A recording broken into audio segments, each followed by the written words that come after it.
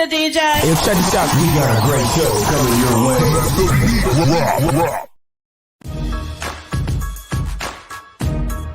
From the ECSI Sports Studios, it's the Midday Market Report with Jeff Dawson.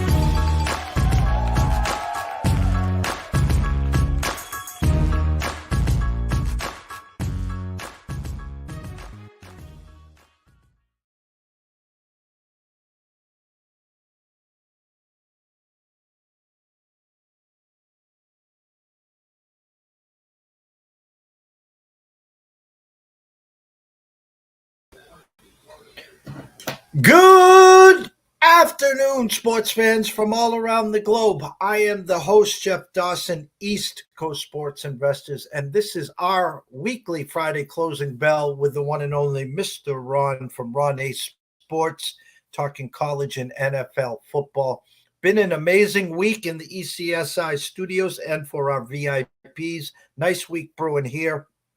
Busy show this week, and especially today. Shout out to Riley Magnuson as we did the breakfast bankroll and debuted our Big Ten preview in college football. 1 o'clock, Sean Childs and some fantasy football from DraftKings, and of course, trying to take down the $1 million maker. The three men in the box, Quentin Mills, and of course, Matt Grissom talking some college football. And my favorite way to end the week, good friend and colleague, Mr. Ron. Decades and decades of data, and love just picking his brain, trying to figure out where the mad scientist is this week and why. Shout out to our new partner and sponsors, WagerWire. Shout out to Zach and Travis there. If you have not downloaded the app, please go to your app store, download it for free. Follow your bets, track your bets, follow all the live odds from books all across the country. Take a look at all the bonus plays and affiliate programs there. We'll be doing a lot more work the rest of this month and, of course, through 2023 and beyond. But enough of me. Let's bring in the star of the show, the one and only Mr. Ron himself. Good afternoon, Jeffrey. Are you ready for another weekend of football? I'm ready. I hope, for my sake, that we can keep the ball rolling, no pun intended. Finally getting some traction. Had a great Sunday. Hit 3 out of 4 of our Sunday action parlays. Was within a whisker of going 4 for 4. Had a nice dog. A couple favorites come through to us. Seeing the board real well in college football. Couple games tonight we'll get into. But overall, starting to see the landscape come together. Thoughts on what you saw last week in college football?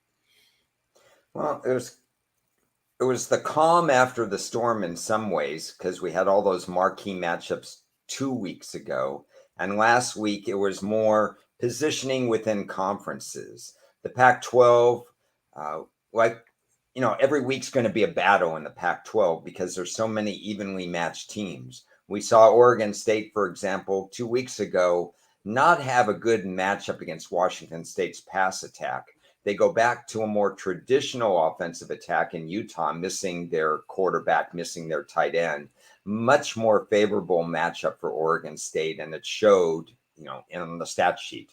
We saw USC roll it up against Colorado, and then we saw USC's defense almost give it away against Colorado. So we still have the same old questions we have. Can USC close out games? We're a week away from Oregon and Washington, where that's going to be a key matchup. But we have other positioning games there. We saw what happened with Kentucky and Florida. Florida was exposed a little bit.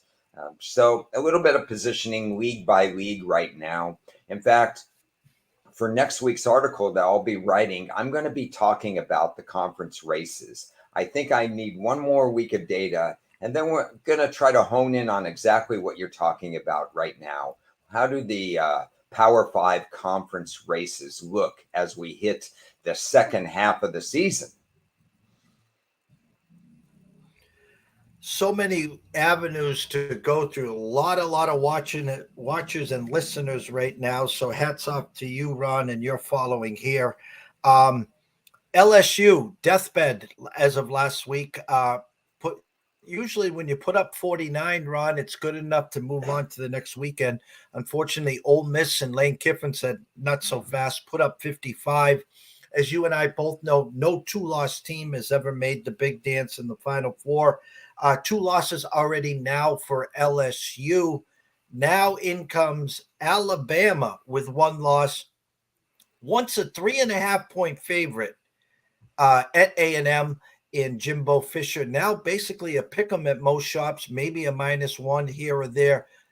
Is it time to sing taps and play taps for the Alabama Crimson Tide this week? On paper, this is a matchup that favors A&M.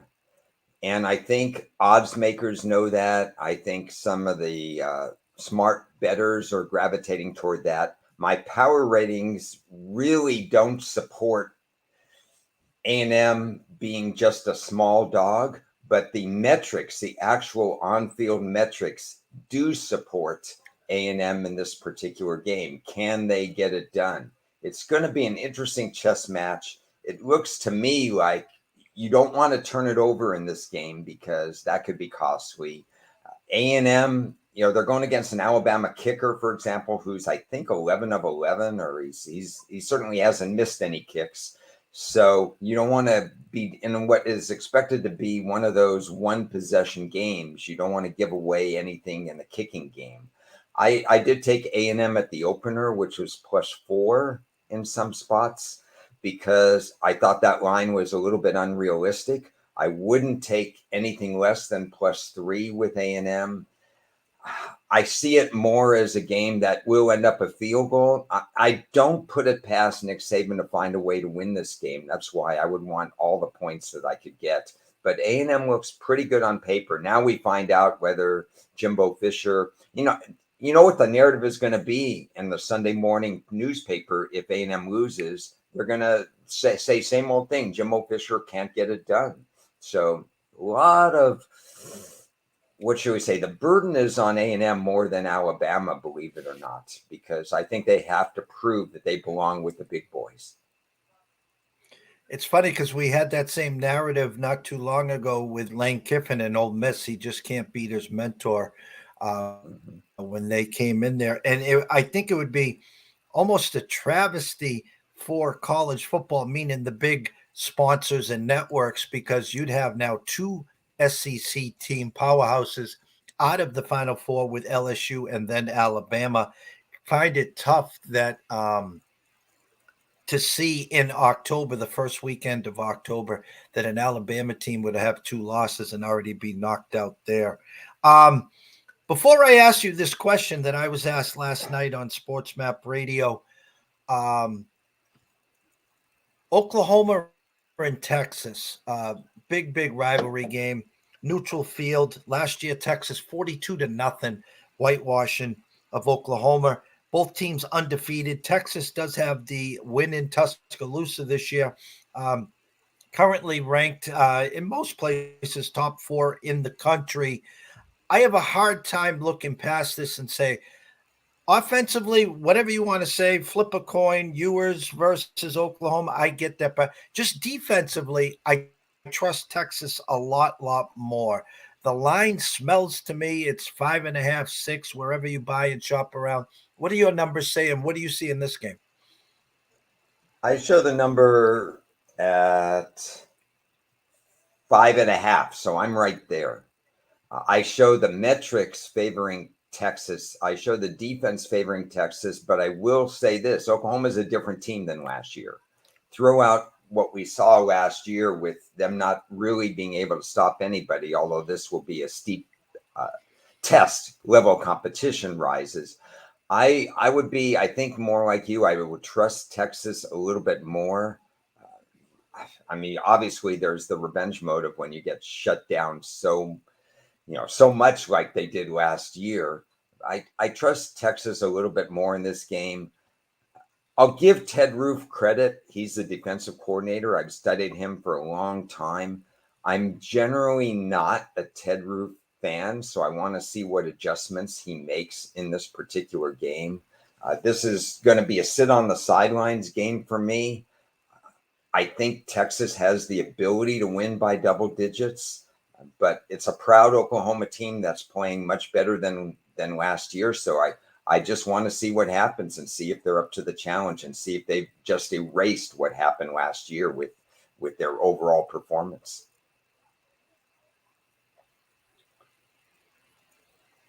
As we were speaking, I just got an alert. Jimmy Garoppolo from the Raiders upgraded to probable. So it looks like Jimmy has passed the concussion protocol and will be playing Monday night against the Packers there. Want to backtrack for 1 second. Last time you brought up a kicker and an advantage or disadvantage, that was Clemson and Florida State, and the Clemson kicker missed the 29-yarder, which ended up putting the game into overtime and FSU winning. So when Ron brings up kickers, everyone watching and listen, please take note. All right, I'm going to now go to the question. I was asked last night my top four in college football. I had Michigan on top. I had Texas. I had Georgia. And then the fourth one is a tough one. You could go Ohio State. I have a big love affair this year for Washington. I like what I'm seeing with Penn State. Obviously, I haven't even mentioned Florida State. Now, Florida State beat LSU the first game of the year. They've beaten Clemson. So I'm not taking anything away from Florida State as well. Ron, what does your data say? What is your top four right now? Well, on Tuesday, I wore a hat I do not usually wear in college football because they're not usually that high. I mean, they're usually in the top 5, 6, 7, 8, but Michigan is my number one team now. They have taken over the lead. And then I would have Georgia, Ohio State, and Florida State, those ones. I have a problem with Penn State scoring on trick plays and all that other stuff at the end of games. I know firsthand that Franklin likes to cover these spreads. I got burned on it week 1. I think karma is going to come back at them, but Penn State would be my number 5 choice because they're certainly a good team.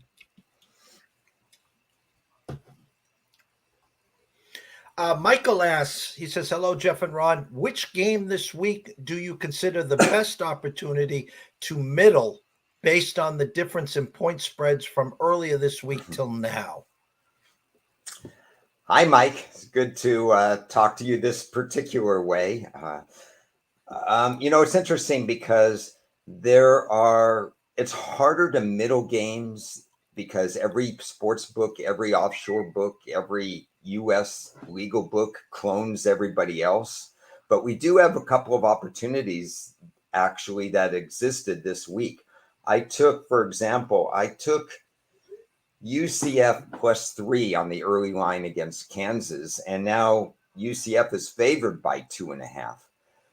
I don't particularly like either team. I would probably lean UCF, so I would have more money on that, but I would come back a little bit on Kansas, being the home dog at 2.5, may even go to 3 points. I don't know what the current line is as we're speaking, but that's a 6-point middle in a game where you're going to see a lot of offense. Last team score may win that particular game. I think it's unusual to find that. There's another game like that at the very end of the card, I think it is. USF and UAB. I don't think Colorado State was one, but I think there were a couple lines that were funny at the beginning of the year, but that one sticks out, that UCF Kansas line. You talked about Washington and Oregon. We had Paul Stone on last night, and I asked for a neutral. I was trying to get a gauge on the SEC this year, meaning Georgia seems to be like going through the motions. I kind of compared them to the Philadelphia Eagles. They almost look bored, but both teams just keep on winning. Georgia's defense is good. It's stout. Their offense has struggled so far this year.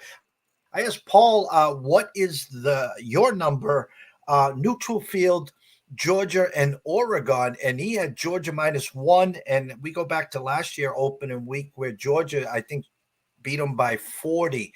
Neutral neutral site right now, what would you have, Georgia and Oregon?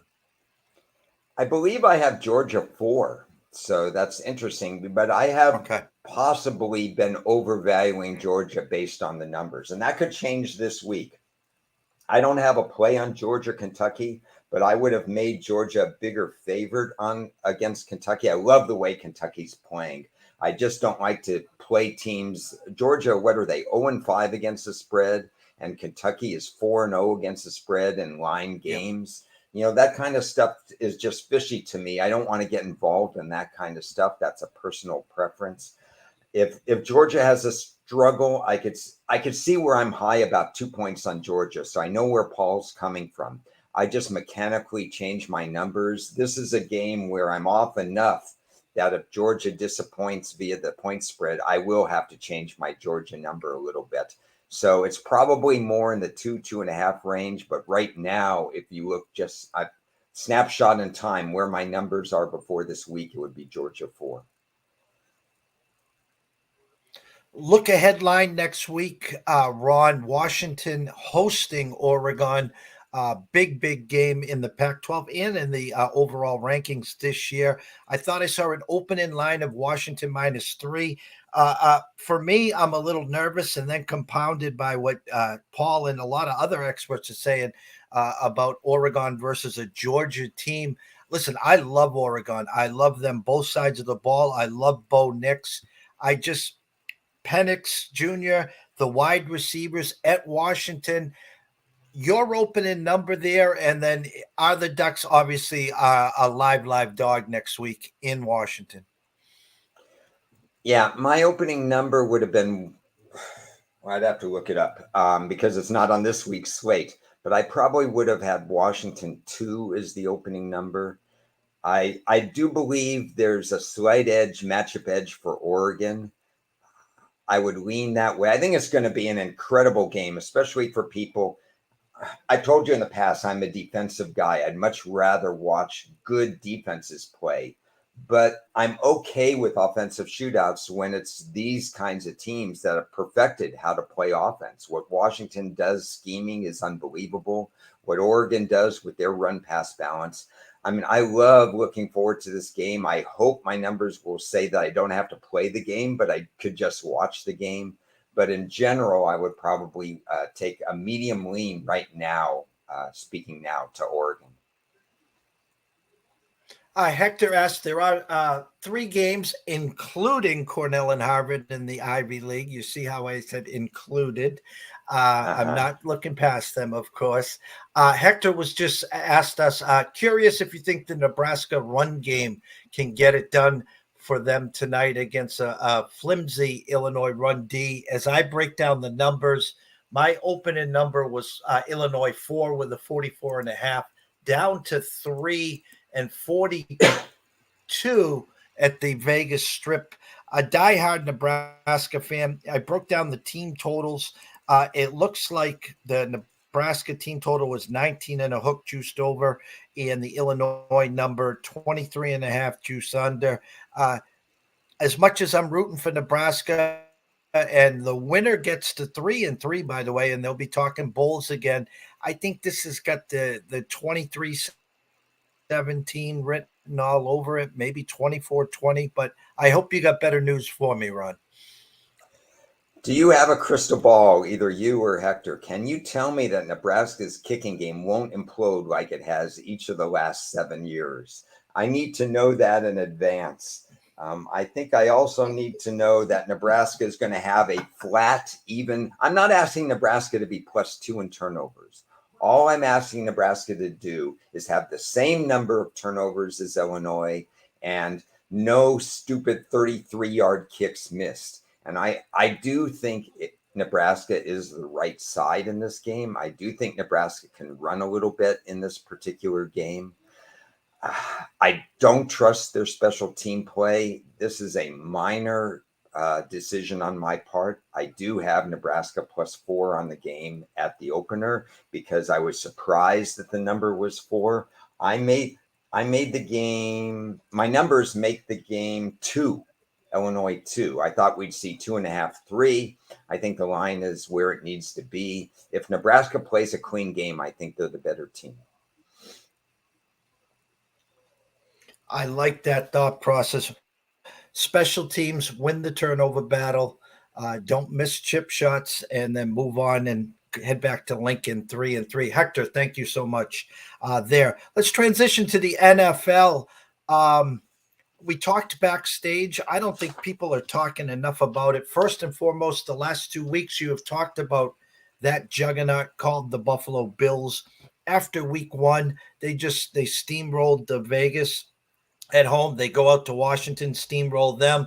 They come back home, divisional game against Miami for the East supremacy. They take care of business. Now have to travel to London to face the Jaguars. No one on social media is talking about the fact that the Jaguars have been sitting and waiting there for 1 week. They played last week. They beat the Falcons. Now they're waiting on the Bills. There's got to be some kind of edge, I would think, for at least the first half here on the Jaguars. Am I crazy, Ron? Well, I in my circles, there's been a lot of talk about that, and I think it's already been factored a little bit into the line, because the line could have been a little bit higher, in my opinion, 6.5 for sure. The current line is roughly 5.5. I don't remember because it's not in front of me. But I don't like to take things in a vacuum.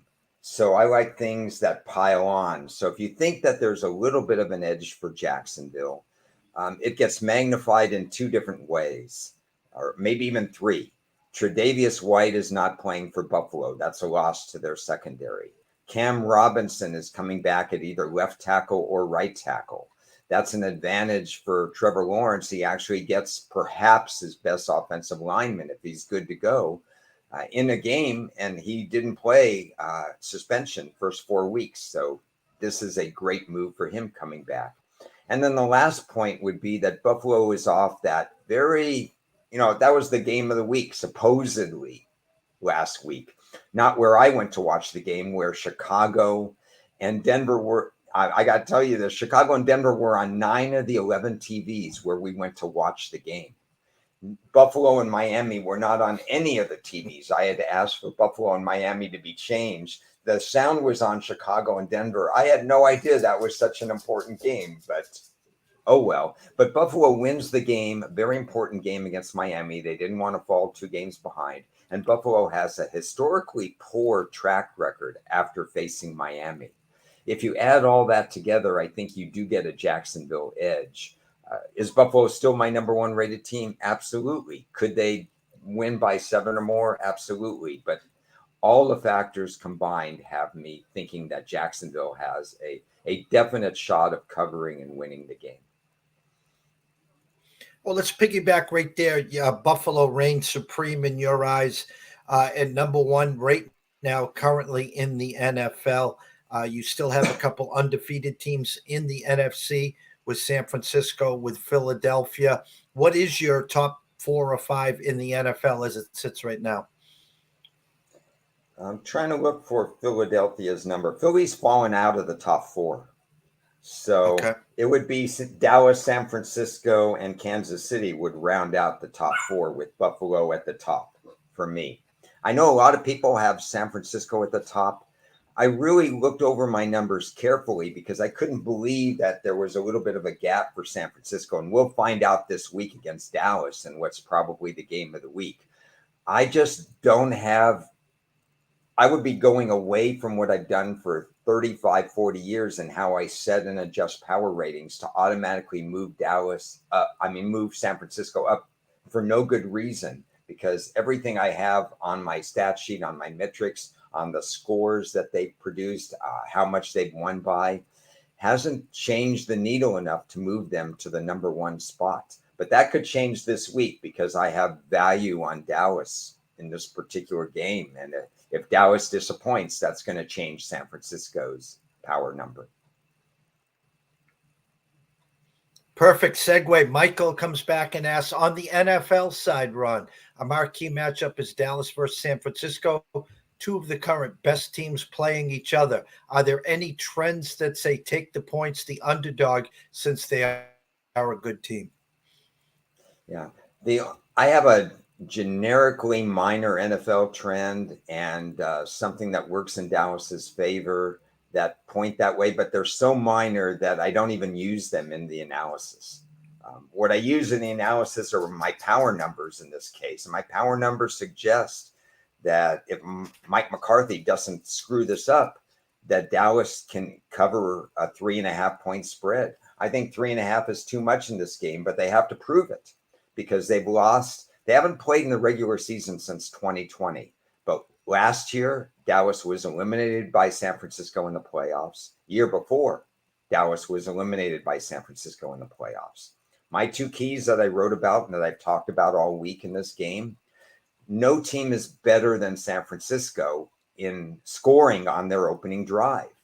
Does Dallas want to get behind the 8 ball again and be down 7-0 or 3-0? Stop that opening drive and then you have a chance.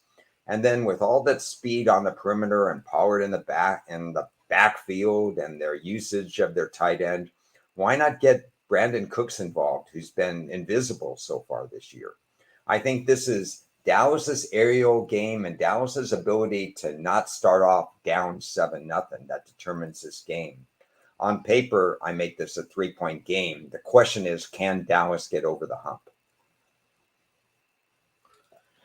One of the other marquee games, the Chiefs travel to Minnesota, and when I'm saying marquee game, of course, a Minnesota team 1-3, and in come the Chiefs, winners of 3 in a row at 3-1. Good quarterback. It's the highest over/under of the week. I have a 52 with a 5.5. That was my opening numbers. Currently at the Circa in Las Vegas, 3.5 juice to 5 cents with a 52.5. So our friends at the Circa are telling us that the next move at the Circa could be to a flat 3. Is the Vikings and Kirk Cousins a live dog here, Ron? They certainly were at the opener, and I took them at the opener. The biggest enemy for Minnesota is Minnesota because they keep beating themselves. They have, I believe, a negative turnover ratio in every game. We know they were -3 week 1, cost them the game. -3 week 2, cost them the game. So now they sit at 1-3. Detroit sits at 3-1. Detroit plays Carolina. Chances are they're going to win that game. That moves them to 4-1. If Minnesota loses this game, the very first game of the second quartile, and I'm a big proponent on that coaches think in quartiles. If Minnesota loses this game and falls 3 games behind, they're playing hopefully for them to make a move for wild card, but they're probably out of the divisional race, chasing both Detroit and Green Bay. Monster game for them. Kansas City finds ways to win. I would have a more of a comfort feeling that Kansas City finds a way to win if they're behind because Kirk Cousins and the offense gets it rolling. They don't shoot themselves in the foot. Everything's fine. Minnesota is winning the game. Kansas City can still win the game with a guy named Patrick Mahomes. Conversely, if Kansas City's up by 10 points, we know Minnesota has the offensive firepower to close the gap and get a backdoor cover. So I'm comfortable taking the points with Minnesota. I'm not comfortable predicting the win with Minnesota. Well, let's piggyback on that. You talked about quartiles, and we are now in week 5. So take us through your process. I know and understand the first 4 weeks, it's just gathering the data for the first quarter. Now we're to week 5 in the second quarter. Give us the mad scientist approach on where you were a month ago and where you are moving forward. Well, we're lucky enough to have 4 weeks in the books right now. So I have opinions on every team based on 2023 data. And so I've set my benchmarks. We've talked about this, how I do this in July and August. Now I have to go back and say, has this team underperformed or overperformed in the first 4 weeks? I've noticed some things. Some teams are better defending the run than I thought they would be. Some teams are completely off the charts poor defending anything like Denver defensively. but I'm using the 2023 data. The quartile stuff's important to me because all coaches think in quartiles. And if I'm in the locker room, any coach worth their salt, if they look at the second quartile, let's say they're 1-3. Let's use Minnesota, for example. They're 1-3. The goal in quartile number 2 is to go 3-1, get to 4-4, put us firmly back in the playoff chase. The only way you can start that is the very first game of the second quartile. Just whatever happened in the first quartile, who cares? Here's our next 4 games. Here's what we're going to do. Here's what we need to do. Let's win quartile number 2. Just like coaches say, let's win the first quarter. Let's win this drive. Let's win the second half. Whatever it is, quartiles are very important. 1-3 teams, especially 1-3 teams that have just lost. This is a very, very important game for them. Now, I still have to look at the modeling and look at the metrics. You don't want to blindly back 1-3 teams that look terrible, but 1-3 teams have their backs to the wall. And that's why I say that's a very good indicator that they may be undervalued. And 3-1 teams in certain instances, some 3-1 teams are better metrically than others in terms of how this works to start quartile 2. I'm not going to get into that, but there are 3-1 teams where letdowns are possible, especially off divisional games. One of those poor first quartile teams, the Cincinnati Bengals, offensively dead last in some metrics. We understand why. It's the calf injury to Joe Burrow. No big plays from Chase. Mixon's been quiet. T. Higgins banged up and hurt again. Traveled to an Arizona this week who has played a lot better. One of those teams that Arizona and the Rams, I thought, were going to be fighting for the basement of the NFC West and who's going to up the other to get a lesser draft choice. My true number on this, Ron, was 542, all the way down to 3 and a 44.5. Looking at it as a glass half full, you couldn't get a better price or a value on the Cincinnati Bengals. As you just said, and as Hector was asking about the quartiles, Cincinnati looks, hey, guys, Joe was injured the first quartile. We were 1-3. Let's get to 3-1 this next quartile. Get back to 4-4. In comes Arizona. Am I crazy to think this is a get-well spot for Joe and the Bengals? Now, the problem you have here is you have more confidence in the way Arizona's playing than you do in Cincinnati. And we can't forget that Arizona is also 1-3, so they want to get well. So it's the kind of situation. Arizona's been competitive. They just need to get over the hump. So they're thinking, this is what we learned in the first 4 weeks. This is what we can do in the second 4 weeks. So it's no edge to Cincinnati that they want to get well because Arizona wants to get well at the same time. And metrically, Arizona is doing a lot better in 2023 than Cincinnati.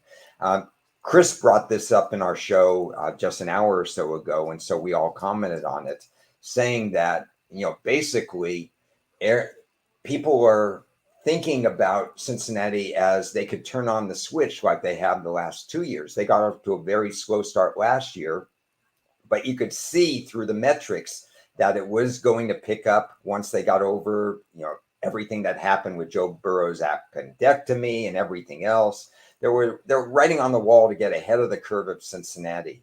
But this year, I don't know that we want to get ahead of the curve on Cincinnati other than on a negative way, because as I've been saying for the last 3 weeks, we'll know when Joe Burrow is going to fire on all cylinders when he starts running the ball and moving better. He's basically run the ball on his own with purpose one time in 4 games this year, which is unheard of because somebody like that's used to run. He's not a running quarterback, but he knows how to escape pressure, and he has run successfully in the past. You'd be thinking it would be 3 or 4 times a game that he might be taking off and running when the situation dictates itself.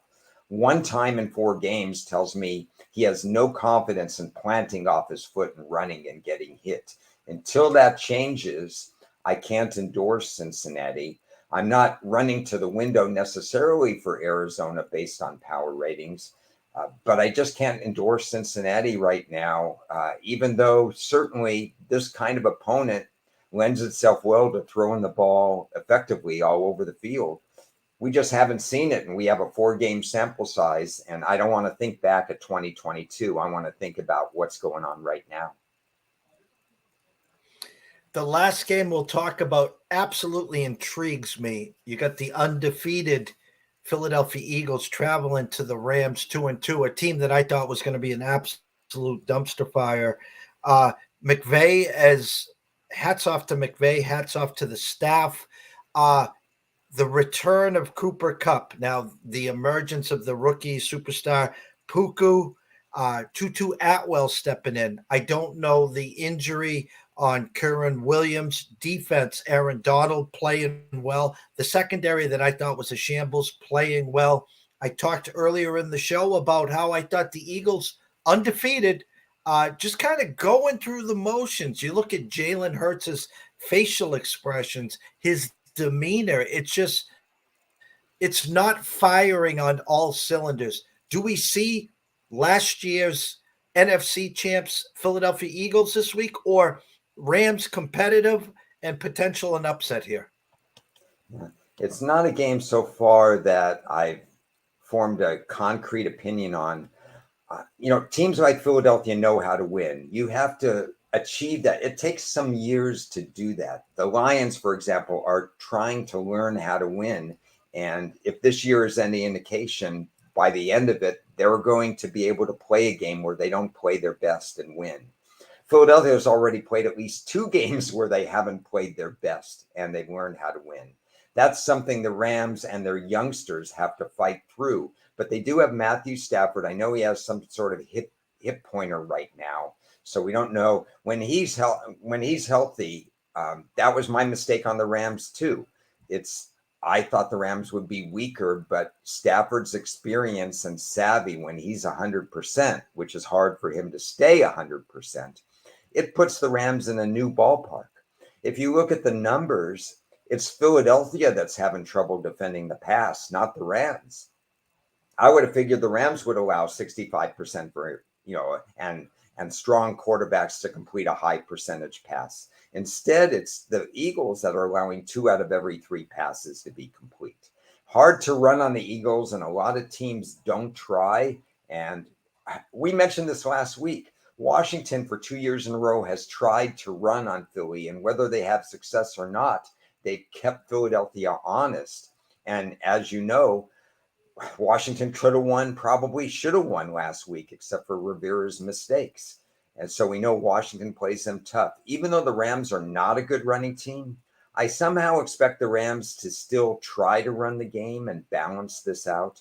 I don't think the Rams have done anything wrong to the point there that I wouldn't be comfortable laying 4 points against the Rams right now, because I think the Rams have earned my respect this year.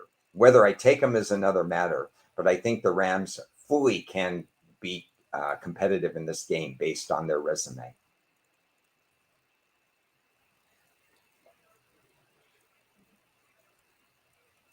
Hector wanted to know, how do you think the Rams O-line will hold up? Will the game hinge on keeping Stafford upright? Beginning of the year, I would have said it's not going to hold up. But we saw some massive changes on Philadelphia due to the salary cap. We knew they couldn't keep all their players. Philly has a very decent 11 sacks in 4 games, which translates out to roughly 47 sacks, well above, even though this year is like sack heaven for people who like sacks, 680 sacks, I think, through 64 games. And you add in another, 6 or so last night. I mean, sacks are at an all-time high, but the Eagles are achieving a lot of balance. That's why I think the Rams need to commit to the run, whether it works or not work. You don't want to put Stafford, even a veteran quarterback like that, in a situation where it's an obvious passing down every single down. You don't want to see one of these teams, and I see it every week, where they just abandon the run and you see 12 pass attempts for the whole game or 13 pass attempts. You have to keep them honest. Knowing the Rams and knowing McVay, I think you're going to see at least a couple end arounds, jet sweeps, that kind of stuff that they've done with numerous wide receivers. Atwell is a candidate for running a jet sweep. Maybe Puka is, somebody else. I think something to keep Philly off balance because you don't want to go into pass heavy mode. I could see Philly winning the line of scrimmage battle, but maybe not dominating based on what I see with the stat sheet. Well, I mean, we've had record crowds watching and listening, Ron. It's all because of you. I mean, the compliments are endless here with Mr. Saylor, Hector. I could keep you for hours. I know it's the weekend, and I don't want to get you or have the wife mad at me here. So we've already gone overtime. So what I'd like to do is how we always do: give you that nice little 10-yard button hook and let you have the closing thoughts. Okay. Well, thanks again. Love talking and brainstorming. Talking, verbalizing out loud, finding somebody to network it with is so important in terms of handicapping these games.